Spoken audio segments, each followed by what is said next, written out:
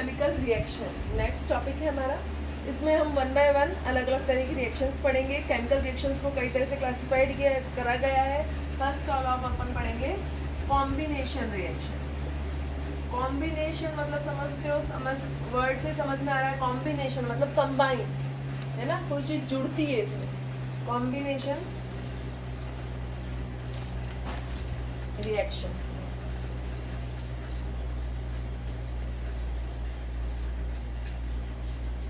Combination reaction में हम reaction in which two or more reactant combine to form one product. Combination reactions वो है जिसमें दो या दो से ज़्यादा रिएक्टेंट्स आपस में कंबाइन होकर जुड़कर एक नया प्रोडक्ट बनाते हैं। That is known as combination reaction. Generally हम लिख सकते हैं कॉम्बिनेशन में जैसे कोई भी एक reactant A combine with the reactant B and gives a product after combining, that is A B. General अपन स्केलेटन इस तरह से बना सकते हैं कॉम्बिनेशन रिएक्शन का। One reactant combine with the other reactant and form a single product after combination, that is known as combination reaction. Simple एक combination reaction का अपन एग्जांपल लिख सकते हैं। जैसे आप लोग पानी में चूना जब मिलाते हैं, चूने का फॉर्मूला क्या होता है क्विकलाइन का, दैट इज CaO। चूना, जिसको अपन आम भाषा में चूना बोलते हैं, ऐसे इसको बोलेंगे कैल्शियम ऑक्साइड, या इसका कॉमन नेम होगा क्विकलाइन, को जब हम पानी में मिलाते हैं, दैट इज H2O, ये है वाटर, तो वहाँ पे रिएक्शन होती है।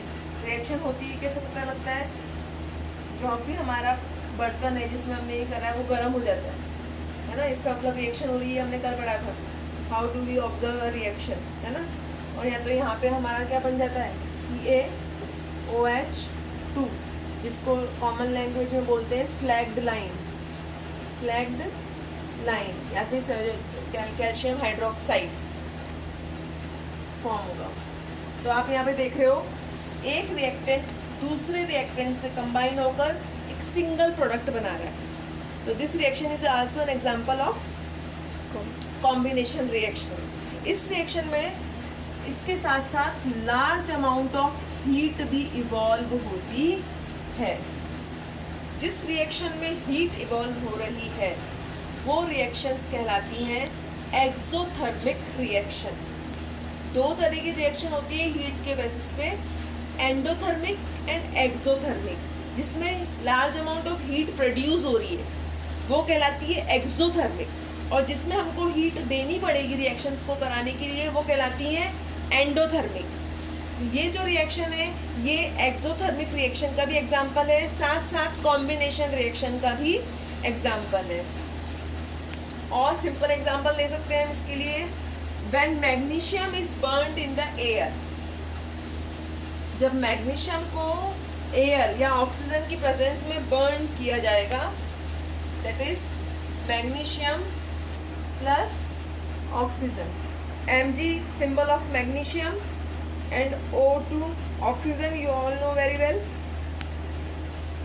जब हम इसको रिएक्ट करेंगे तो हम यहाँ देखोगे ये दोनों आपस में कंबाइन हो जाएंगे और बनाएंगे मैग्नीशियम ऑक्साइड।